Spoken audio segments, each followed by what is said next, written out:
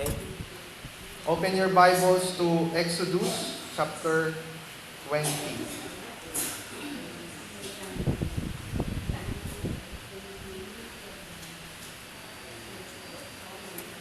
Okay, mula po sa verse 1 hanggang verse 3.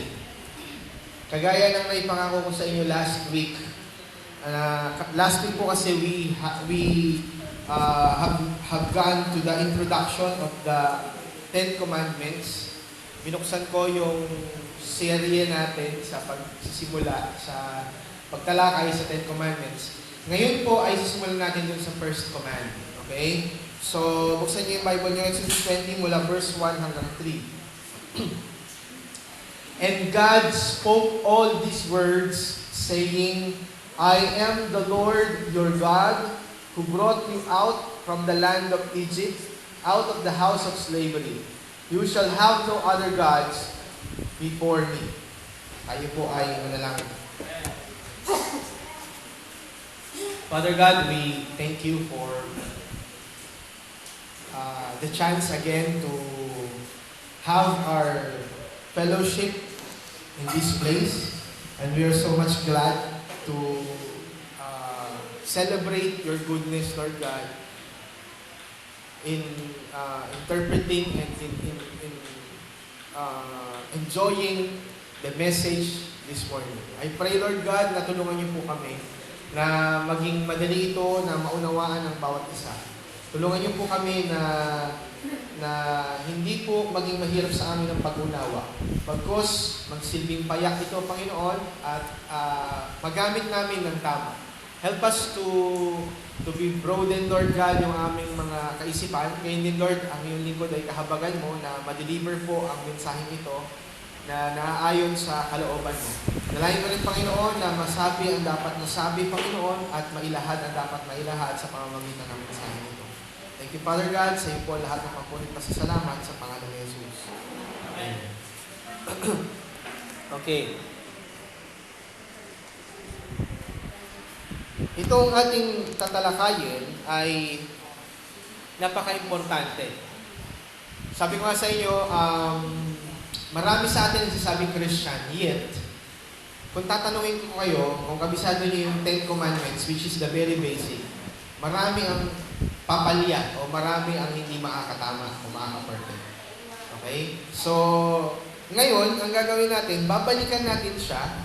Ang purpose po is not just to read, but to understand yung depth ng utos na ito. Okay? So, tingnan po natin siya. Ang sabi po dito sa Exodus 20, mula sa verse 1 is, And God spoke all these words, saying, I am the Lord your God, who brought you out of the land of Egypt, out of the house of slavery. You shall have no gods before me. Madalas nakakonsentrate tayo kaagad dun sa sinasabing, you shall have no other gods before me. Pero dapat natin munang makita, ano muna yung mga bagay na dapat natin mapansin before nagsalita si God kay Moses, no? Thou shall have no other gods before me. Okay? Unang bagay na dapat yung makita dito, yung sinasabi dyan sa verse 1, And God spoke all these words. Meaning, this came from direct mouth of God or voice of God spoken to Moses, then written to the tablets. Okay? Na pinakita ko sa inyo last week, ano yung scenario? Last week na natandaan nyo? Ano yung tsura? Andun sila sa hill, sa Zion. Tapos ano nangyari? Ano? May mga ulap, kidlat na pumulo doon sa bundok ng Zion, di ba? Tapos sa paanan, anong nangyari? Pinalagyan ng bakod ni Moses, walang pwedeng lumapit. Di ba? Walang pwedeng lumapit, kahit tao, kahit hayop. Pagka may lumapit, patay. Papatayin. Yun yung utos. Bakit? That is a holy mountain of the Lord. So, it is a hill. Diniscribe ko sa inyo yung tsura niya. Tapos, punong-puno daw. Isipin nyo yung buong hill, the whole mountain, isipin nyo yung whole mountain is mapuno ng ulap. With lightning and thunders roaring. Allowing it. Tapos kada salita ni God, kumikidlat, kumulog. Imagine niyo, hindi ko nga maisip ano kaya yung boses ni God to? Kasi ang sabi doon, naririnig nila from the foot of the mountain. They hear, they listen to the Lord. Habang kumikidlat, kumulog, na sasalita si God, naririnig nila. Kaya yung ginawa doon sa pelikula ng Ten Commandments, mali yun. Di ba? Sabi ko sa inyo, kasi sa pelikula ng Ten Commandments, ang nakakarinig lang kay God, si Moises. Oo. Tapos doon sa baba, nagkakasayahan sila. Hindi. Ang nangyayari, nakayuko sila doon sa baba. Okay? Nakayuko sila sa baba, nakaluhod sila, nakikinig sila habang nagsasalita si God. Ngayon, tumagal man si Moses doon sa bundok, hindi pa rin sila dapat nila ginawa yung ginawa nila na nagkolekta sila ng gold tapos gumawa sila ng golden calf. Why? Kasi kakarinig lang nila eh.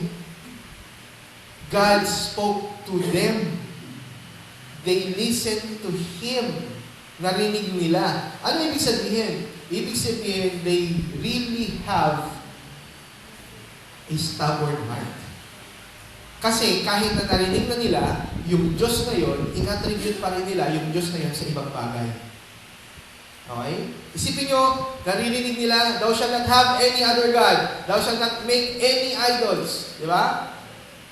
Thou shalt not use the name of the Lord in vain. Honor the day of the Sabbath. Sinabi yun, sunod-sunod yun. Honor thy mother and father. Thou shalt not kill. Thou shalt not steal. Sunod-sunod yun, yung isang mabuo yung 10. Hindi yun mabilis. Sigurado ako matagal yun. Hindi yun mabilis na sinabi. Tapos, sa kilabot nila, sa takot nila, nakasubsub lang sila nun. Pero after that, anong ginawa nila? They still worship other gods. Okay? So ngayon, pag-aralan natin itong mabuti, ano yung unang binanggit dito? Ang unang binanggit dito, actually, sa original Hebrew Bible, hindi yan binanggit na 10 commandments, but the 10 words, or the 10 sayings. The 10 words of the Lord. Okay? Or the 10 sayings of the Lord. Hindi siya dapat tinitingnan lang as commandment, actually. This is not just a commandment. Ito nga yung sabi ko sa inyo, di ba? Ang problema sa atin, we take this as commandment alone. Kaya nga, nagiging problema, lalo na, doon sa mga tao na hindi nauunawaan nito, they take it as pangbabawal lang ng Diyos. Kaya kapag meron kayong kausap, minsan, di ba, ano religion mo? Born again kami. Ano bawal sa inyo? Bawal sa amin ito, bawal sa amin ganyan. We take it as bawal. Pagbabawal, restrictions. Actually, this is not restrictions. This is a contract between God and His people. This is a contract. Ito yung palitan natin ng kasunduan. You will be my people, I will be my God. You will obey me. Yun. Kaya lang nangyayari sa atin, para rin tayo ibang relihiyon. Di ba? Pag nakakausap kayo ng iglesia, ano bawal sa inyo? Bawal sa amin kumain ng dugo. Bawal sa amin ng ganito. Bawal sa amin ng lalaki, babae, magkatabi sa church. Bawal ng ganito, bawal ng ganyan. O sa saksi, ano ang bawal? Bawal sa amin kumain ng ganito, bawal ng ganyan. Bawal ng baboy. Puro bawal. Okay? Pag Katolik ka, bawal sa amin pagka Biyernes Santo kumain ng karne. Di ba? We take it as bawal. Ganon din sa commandments, we take it as just bawal. No! This is not pagbabawal ni God. This is a contract between man and God. Parang parents and children. Okay? Bakit sinasabi ng nanay na huwag kayong lalabas sa kalsada? Bakit? Baka kayo masagasaan. Hindi lang yan bawal. Diba? O tara, laro tayo sa labas. Bawal kasi. Ganun ba yun? Hindi. Ayaw kami ni maming mapahamak eh. Ayaw kami masagasaanan, so hindi kami pwede maglaro doon sa kalsada. Don't take it as restrictions. Take it as His words, His sayings, His contract between you and God. Okay? At ang sabi pa dito, God spoke all these words. This came not from Moses, but from God. It means what? Pag sinabing this came from the Lord, this came from the Lord, it has what? Anong meron ng word na yan? Meron? Authority. Strong authority. The commandments has strong authority. Okay? Kaya nga dapat pagka sinasabi ito, pagka pinapangaral mo sa labas, Hindi kayo dapat magkaroon ng ibang Diyos. Dapat natatakot ang mga tao eh. Pero pag narinig nyo ito sa labas, subukan nyo lang, pangaran nyo sa labas, so tingnan nyo kung pakinggan kayo. Di ba? Subukan nyo, dyan lang sa labas, dito, sabihin nyo, huwag kayo magkakaroon ng ibang mga Diyos. Tingnan nyo kung ano gagawin sa inyo. Di ba? Baka malibagin tayo ng ano dyan. Baka hindi na tayo lalo paggamitin dito. Di ba? Subukan nyo lang. Di ba? Pero you know what? These words came from the Lord Himself. And these words has His authority. Kaya nga, we should take this seriously. People from every nation should take these words seriously. And if a person will not obey His words, for sure, they will be punished someday. Hello? If a person would have any other God besides to our God, for sure, paparusahan sila ni Yahweh someday.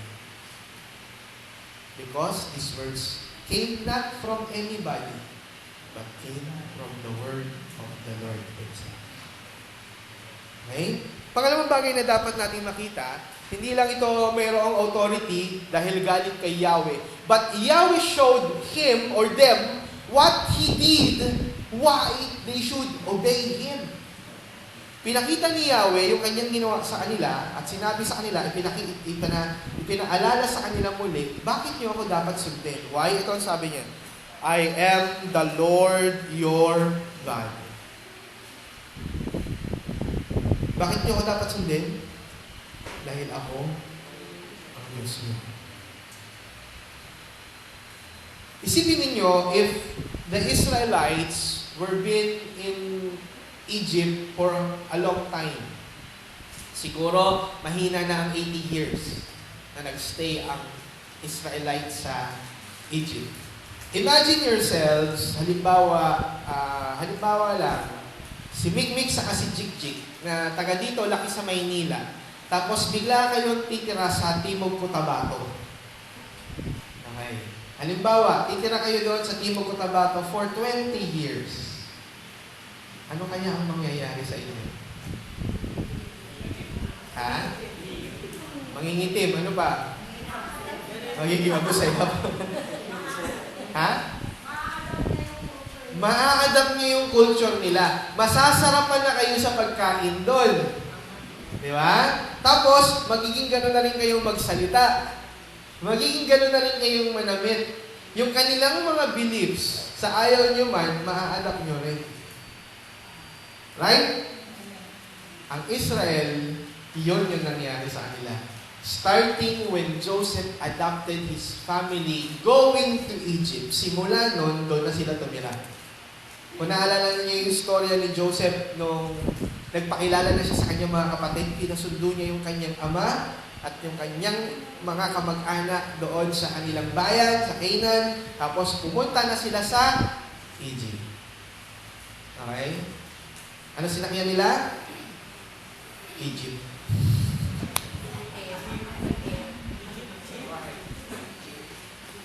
Hindi, wala pa, camel pa lang. Wala pa yung jeep nun. Kaya yung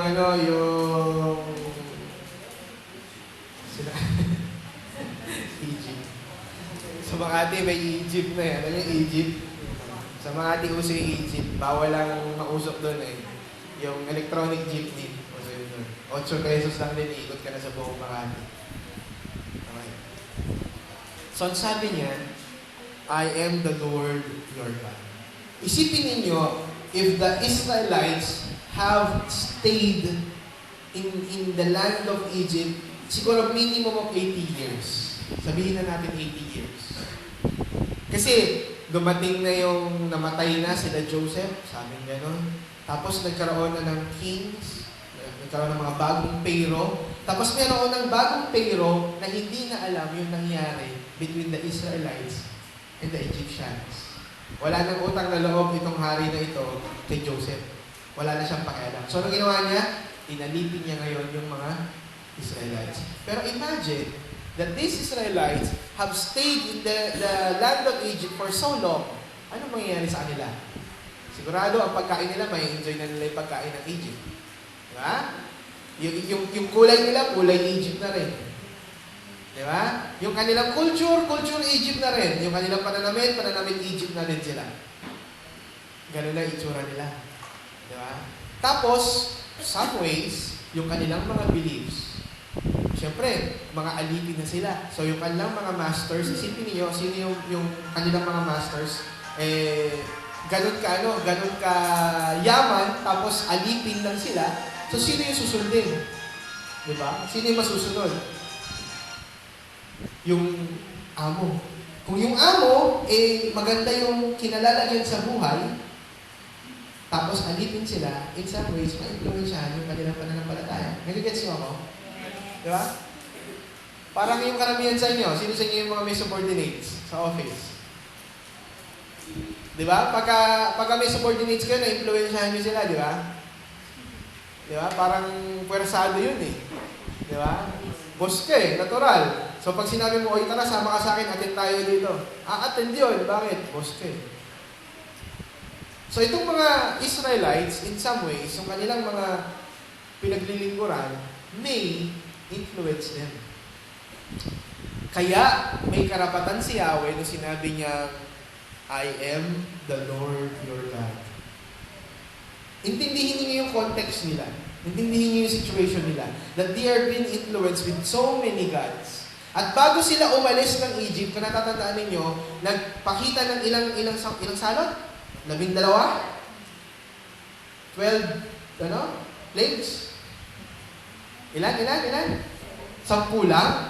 Oo, 10 lang. Nalito na. Diba? 10 salot. At yung bawat salot na yun, kung natatandaan ninyo, diniscuss ko sa inyo yan long time ago, bawat isang salot dyan ay paglait sa kanilang mga Diyos. Diba? Kung natatandaan ninyo, mayroong God of the River Nile. Anong ginawa sa River Nile? Ginawang dugo. May God of the Frog sila. Anong ginawa doon sa mga frog? Pinakalat sila, ginawang salot. May God of the Cattle sila. Anong ginawa sa mga cattle? Pinatay. May God of the Rain and Storm sila. Anong ginawa ni God? Nagpahil. Diba? Meron silang God na ang pangalan ay si Ra, R-A, which is the Sun God. Anong ginawa? 3 araw na walang araw. Meron silang Diyos na meron silang Diyos of life. Anong ginawa doon sa mga anak ng mga Egyptian? Pinatay. Lahat po nung 10 plagues na yon ay panlalait ni Yahweh sa mga Diyos ng Egyptians. Okay? Kaya pinakita ni Yahweh, ako ang totoong Diyos. Nung nilabas sila, ang sabi ni God sa kanila, ako itong nangungusap, ako itong nagsasalita sa inyo. Okay? Ako ang inyong Panginoong Diyos. I am the Lord your God. Okay? I am the Lord your God. Nung sinabi niyang, I am the Lord your God, ano nangyari? Ano dapat ang impact nun sa kanila? Ibig sabihin, nandun sila sa ibaba ng bundok, tapos sinasabi ito ni Yahweh sa kanila, dapat maisip nila, pinabuka ko sa inyo dun sa Egypt na walang kwenta yung mga Diyos doon. At ako ngayon itong Diyos na mismong tunay na kumakausap sa inyo, dapat maniwala kayo sa akin dahil nagsasalita ako sa inyo ng diretsuhan. Yung mga Diyos na nakita nyo doon sa Egypt before, hindi kayo kinausap. Hindi yung nagsalita sa inyo.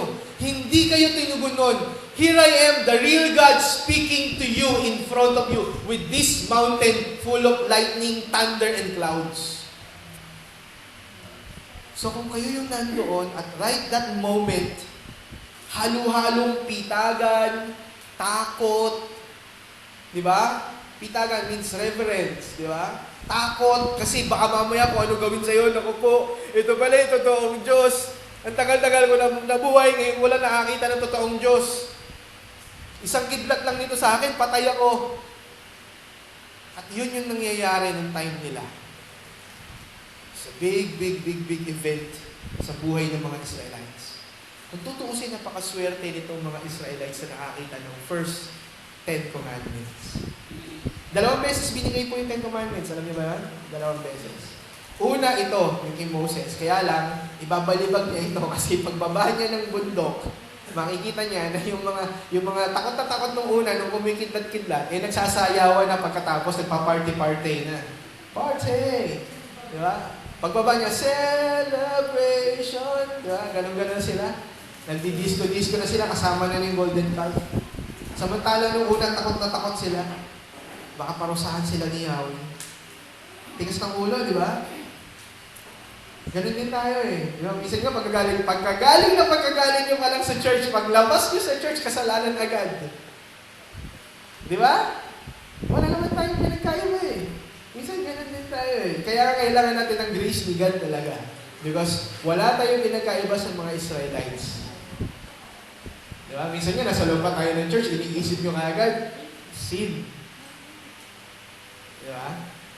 Okay, so una, God spoke, it has authority. Pangalawa, I am the Lord your God. Ibig sabihin, He's the real one. He's the real one. Dapat natin makita dito, walang ibang Diyos.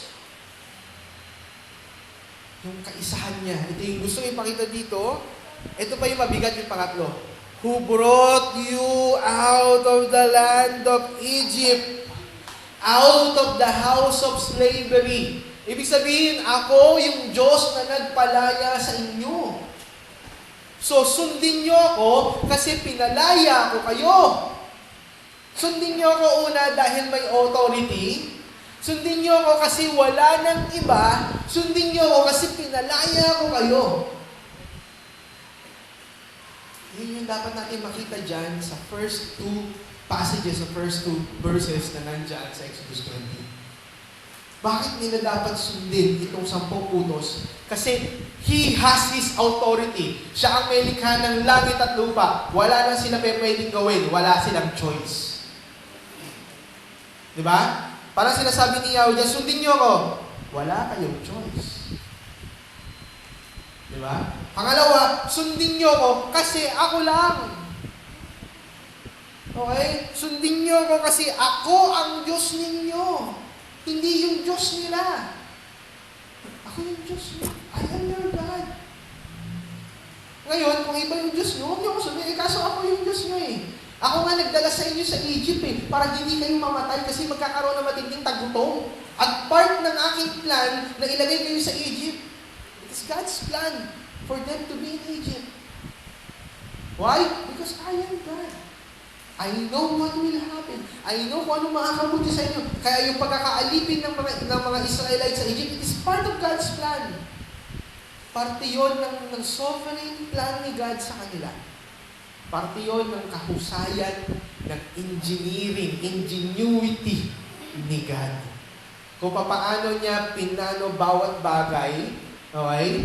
Part yan ng kanyang design, ng kanyang art, ng kanyang, kumbaga, everything is safe, everything is, kumbaga, economically, safe sila.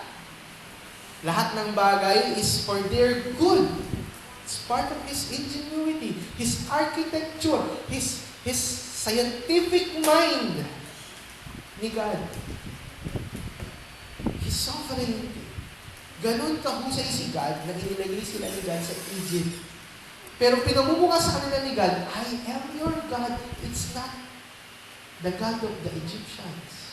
Hindi nyo God si Ra. Hindi nyo God si Thor. Hindi nyo God si Hercules. Di ba? Sabi ko nga sa inyo yung mga gods nila, kung papansin niyo ang mga mythologies, their gods are not gods to be prayed for. Their gods, sa mythology, ay pinagpapakitaan lang na they are supreme above the human being. Di ba?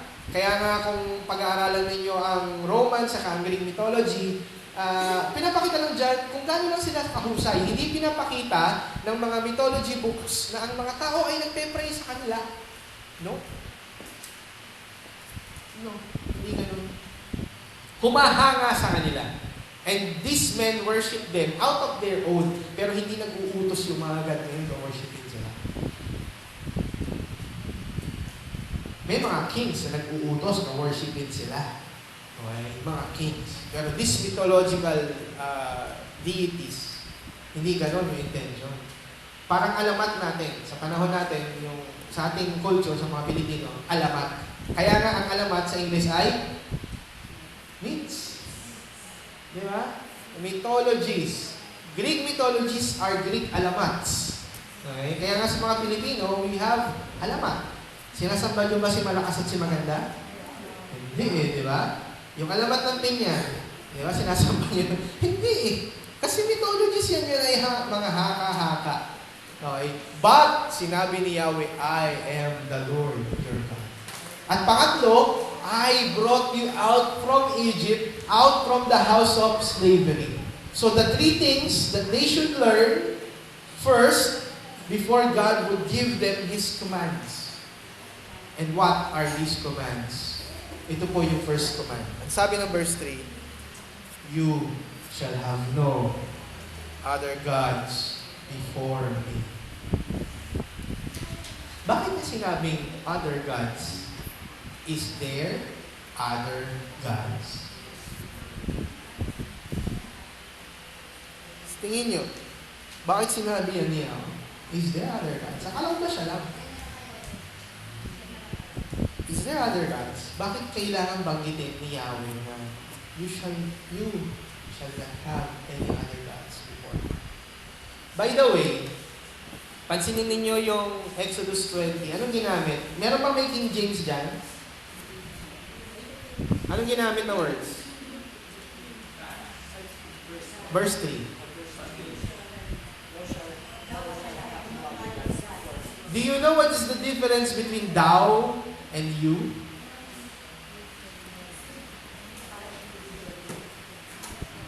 You, parang individual.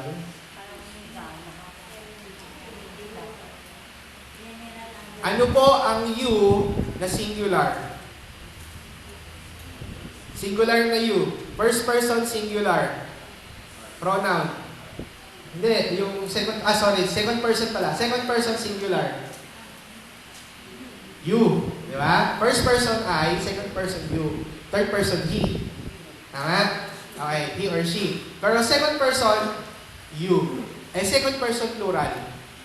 You pa rin. Yan. You pa rin. Di ba? You pa rin. Ngayon, ang diyan lamang ang King James translation. Okay? Because King James translation uses the words thou and thee. T-H-E-E. T-H-O-U, thou, and T-H-E-E, thee. What's the difference? Thou is singular, thee is plural. Nagigets nyo? Pag kaparamihan ng kausap, ang gagamitin hindi daw. Thee. T-H-E-E. Pero kapag singular ang kakausapin, personal, thou. Ano ang ginamit sa commandments? So, ibig sabihin, you as singular. What does it pertain? Personal. It means God is talking to pangkalahatan? No. God is talking to each and every individual person. Kaya kung sasabihin nyo that this is just for the Israelites, you are very wrong. Because this is for each and individual person that belongs to God. Naintindihan nyo? That's why the Bible uses, or God uses the word thou. Diyan lamang si King James. Kaya lang, yung modern English kasi, hirap na hirap tayo sa thou at thee. Di ba? That's why we use the word you. Kaya lang, nagkakaroon tayo ng problem in the second person in the numbers. Okay? Kung singular or plural. Kasi you in singular is you, but in plural, you pa rin. Yun ang problema ng English. Hindi katulad ng Tagalog. Kapag ang Tagalog, kapag tinutukoy mo, ano sabi mo? Ikaw. Pag marami, kayo. Gets nyo? Lamang ang salitang Pilipino kaysa sa English. Kaya sabi ko mas mahirap ang Tagalog kaysa sa English. Kasi ang English, you pa rin. Sa atin, di ba? Tingnan mo, sa atin ang ate, ang kuya, maraming katawagan. Di ba? Tingnan nyo, kapag pinakapanganay ka, ano tawag sa'yo? Kuya o ate. Pag sumunod ka sa kuya, Diko. Pag sumunod ka sa Diko, meron pang sangko. Sa amin, sa Tagalog, may sangko pa kami. Di ba? Oo, ditse, di ba? Pagka una, ate, ditse, sanse. Sa amin sa Bulacan, taklo. Oh. Sa Ingles, wala silang kuya. Wala silang tawagan ng kuya. Meron ba? Hey, older brother. Pwede ba yun? Mahirap sa English. Mas mahirap intindihin ng Tagalog kasi complicated tayo. Sa kanila, basic lang. Mas lamang tayo kung tutuusin. Kaya rin tataka ko, bakit ayaw nating palawigin yung kaalaman natin sa salitang Pilipino. Kasi kung tutuusin, mas lamang tayo kasi yung ating pananalita ay straightforward. Sa totoo lang, diretsuhan tayo. Katulad ng King James o yung Old English, thou is singular you, thee is plural you. Okay? So dito, pinakita sa atin ni God sa Exodus 20, it is thou.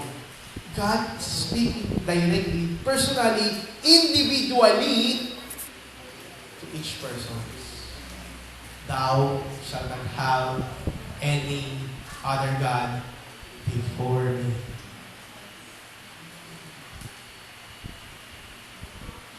Bakit shall have? This is pertaining to what? Thou shall not have. Yung word na shall not have, anong tense ang ginamit? Future. Right now, maybe they have. Kung ano man meron kayo ngayon, tapusin nyo na.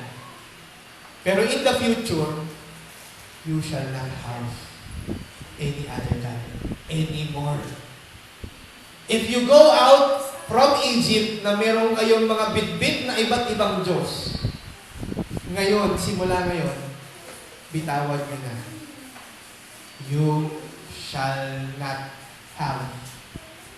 The shall, word shall, have means magkakaroon.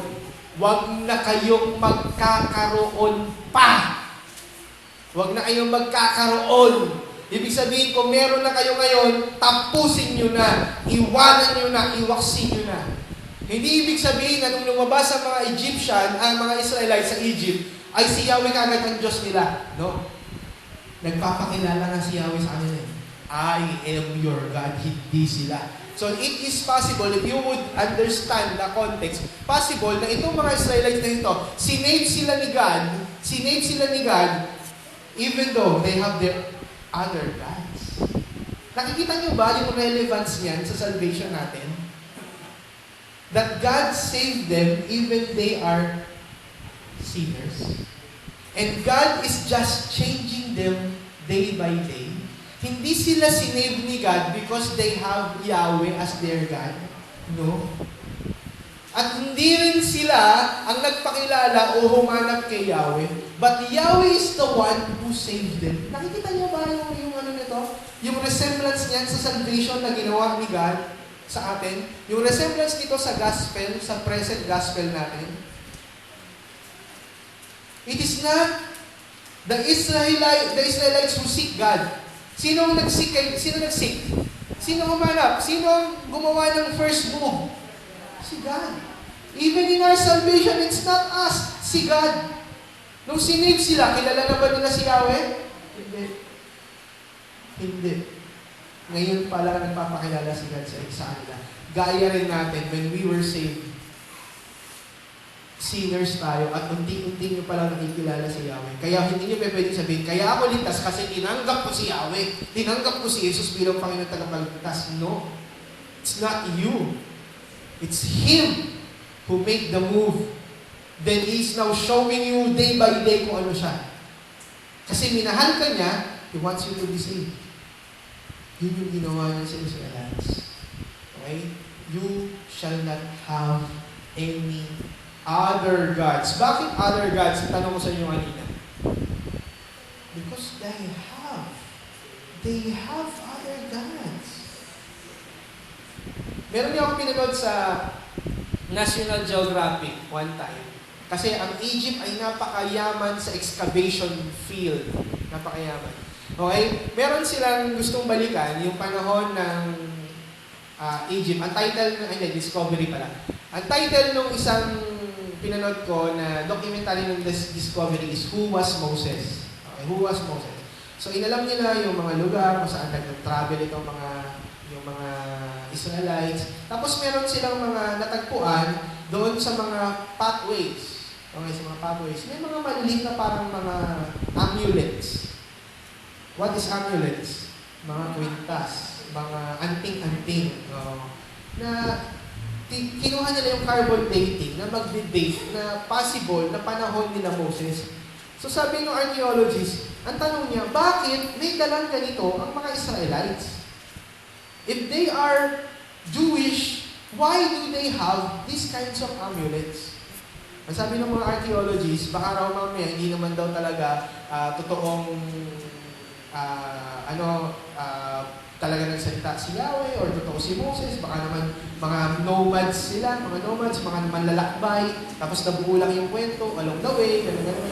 Pero sabi ng isang reform pastor, sabi niya, wala namang kwenta kahit may dala silang amulet. Because they came from Egypt. Galing sila doon.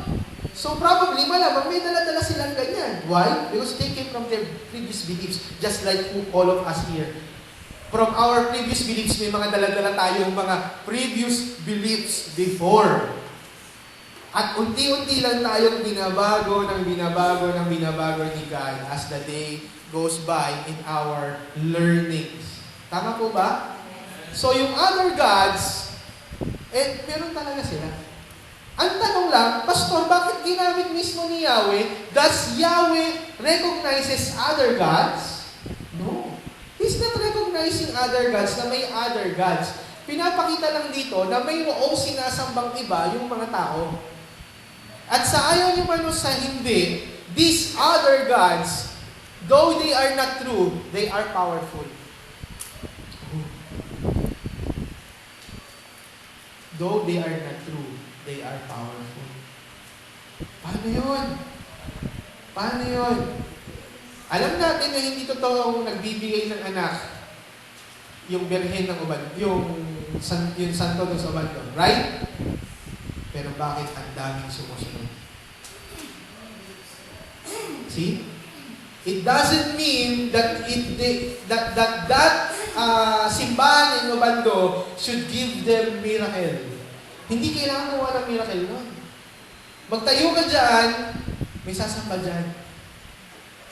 Paano ko yun nasasabi? Sa isang pader, pagka nagkalumot yan at nagmukhang Jesus Christ, sigurado may magtutulos na kandila dyan. Tama? Sa isang punong kahoy, okay, putulin nyo yan, at yung dagta ng kahoy, magmukhang Mama Mary, sigurado dadasalan yan. Tama? Other gods are not true, yet they are powerful. Powerful in the sense na nagmimiracle, no? Powerful in the sense ng deception. It deceives many people.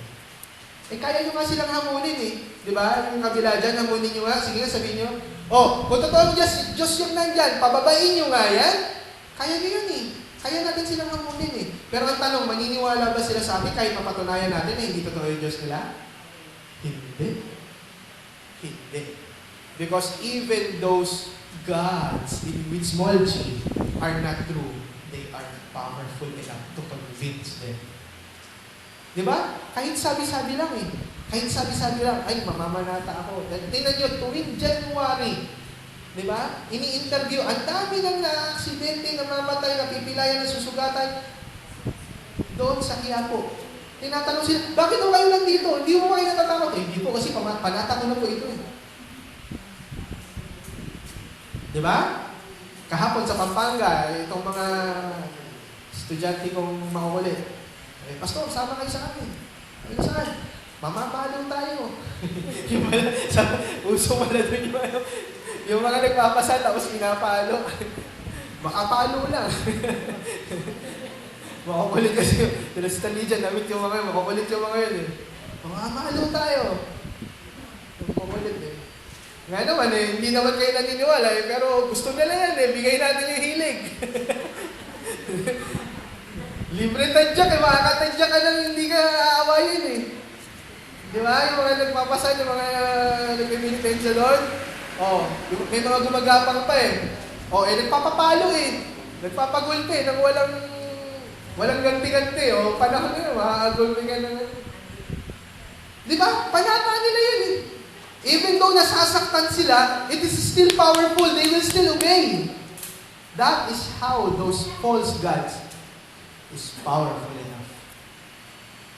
Convinced? Di ba? So ayaw yung hindi. Talagang nangyayari yan.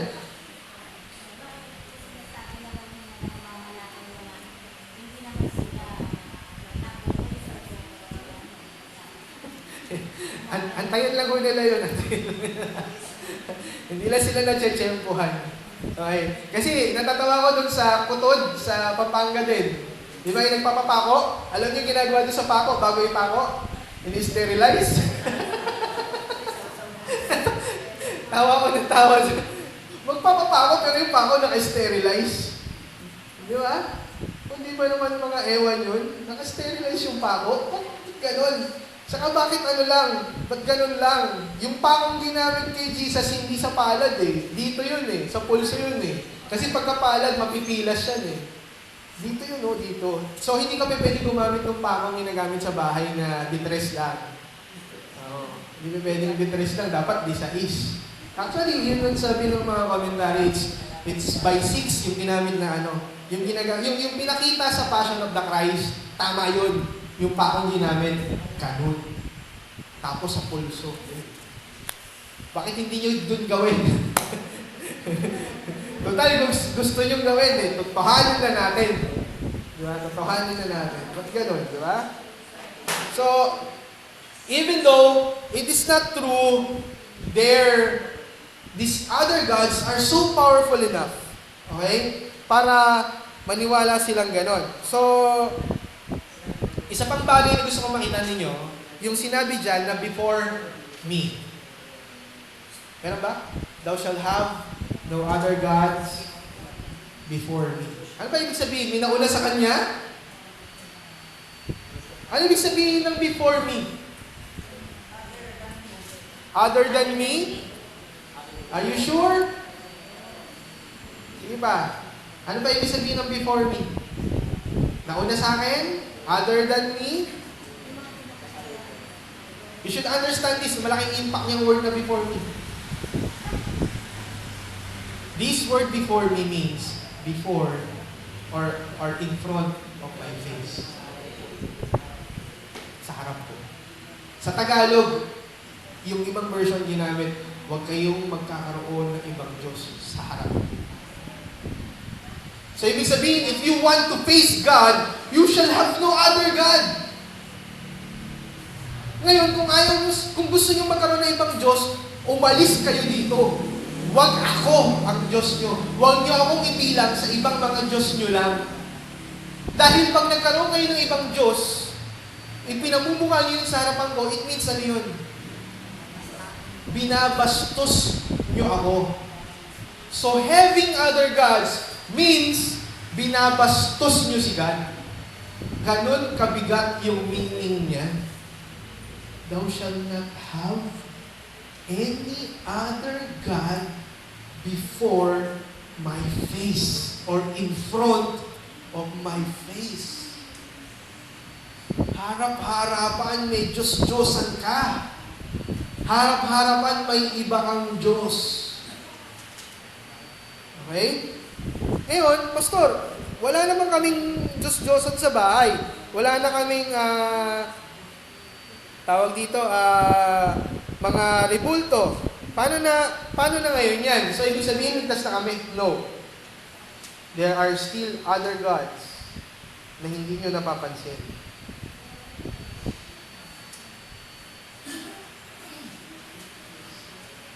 Okay?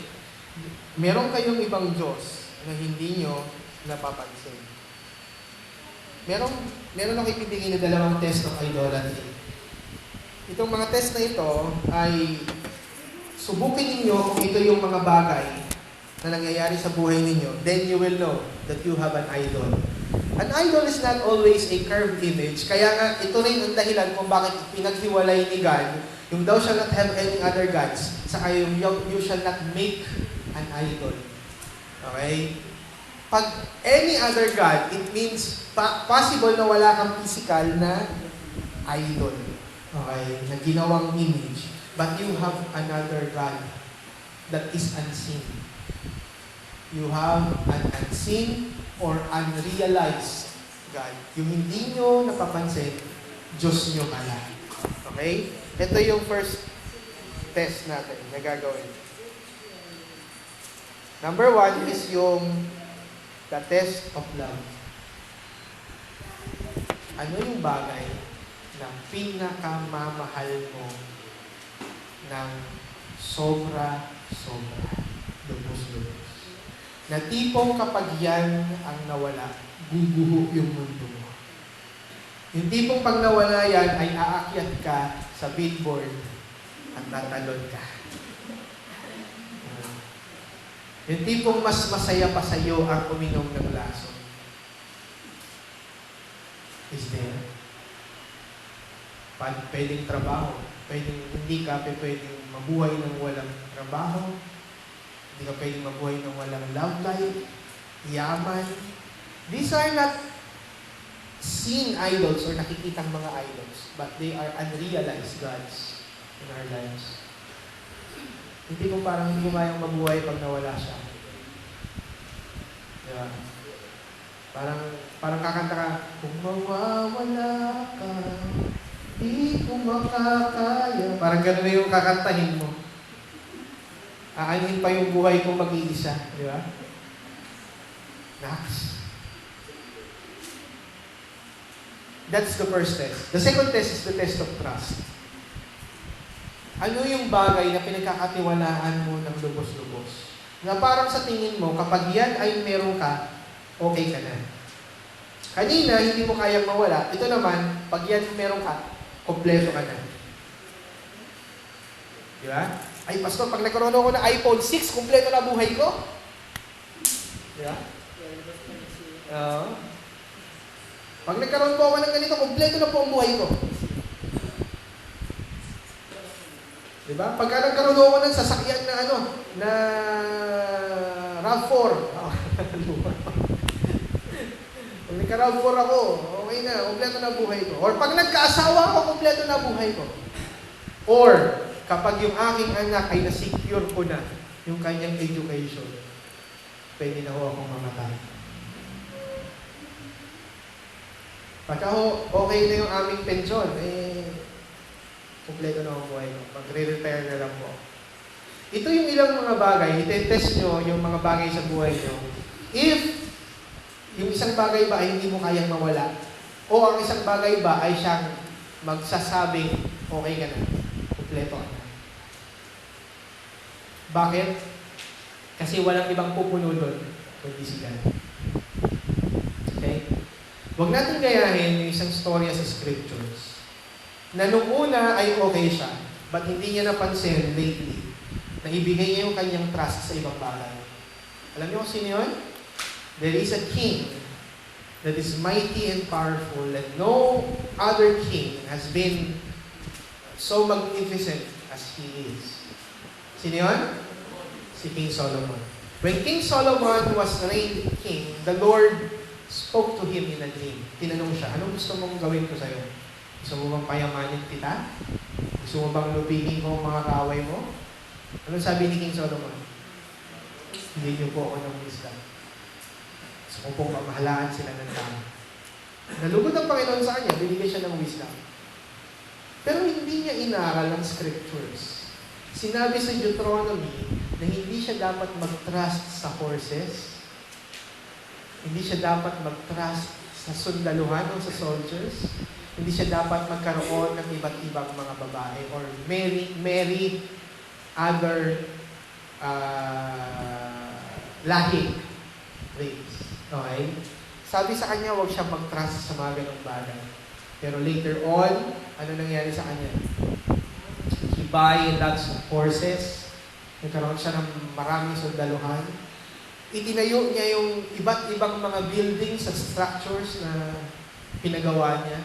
At higit sa lahat, anong pinakamatindi? Nakipag-asawa siya sa iba't ibang mga babae sa iba't ibang bayan. 700 queens and princesses in all. Iba pa yung mga concubines o yung mga alipin. 700 queens and princesses. Ibig sabihin, mga reyna ng iba't ibang mga kaharian at mga anak ng mga hari. Ibinigay sa kanya, tinanggap naman niya. Okay? Mukhang maganda yon kasi parang political strategy yon. Kumbaga, naging lakas NUCD sila, naging PDP laban, tapos nag-unite lahat, naging isang buong partido na lang, ang Partido Solomon. Okay? Naging Partido Solomon. So, nung naging Partido Solomon, walang gera sa buong mundo nung time niya. Wala. Kaya lang, hindi niya napansin na yun pala yung naging downfall niya. Because these women of other nations led him to worship other gods. Hindi niyo ba napansin na yung kanyang kahuli-hulihang sulat ay isang sulat ng desperation? Yung Book of Ecclesiastes. Ano yung laman ng Book of Ecclesiastes? Nabasa niyo na ba? Vanity, vanity. Everything is vanity. Walang kwenta. Puro pasarap lang. Lahat ng bagay ay walang kwenta. Ano sabi niya nung uli sa chapter 12? Remember the Lord in the days of your youth. Bakit niya kailangan sabihin yun? Nung matanda na siya, ang dami niya ng errors na nagawa. So I should remember the Lord in the days of my youth. Dapat pinag-inam ko, iningatan ko yung aking buhay habang bata pa ako.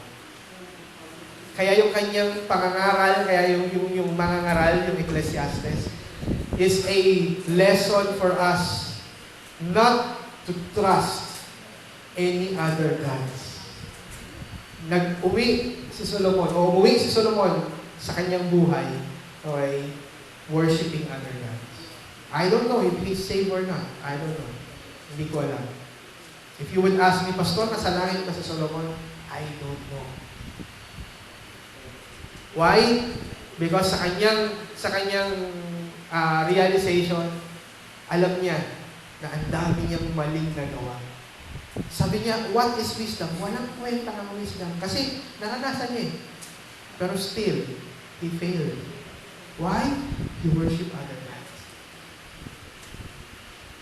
Sa tingin ko wala nang ibang pwedeng lesson na may tuturok sa atin na example na hihigit pa sa nangyari kay Haring Solomon. He has his riches, he has his fame, he has everything, yet he worship other gods. Ano nangyari sa kanya sa huli? Failure. Failure.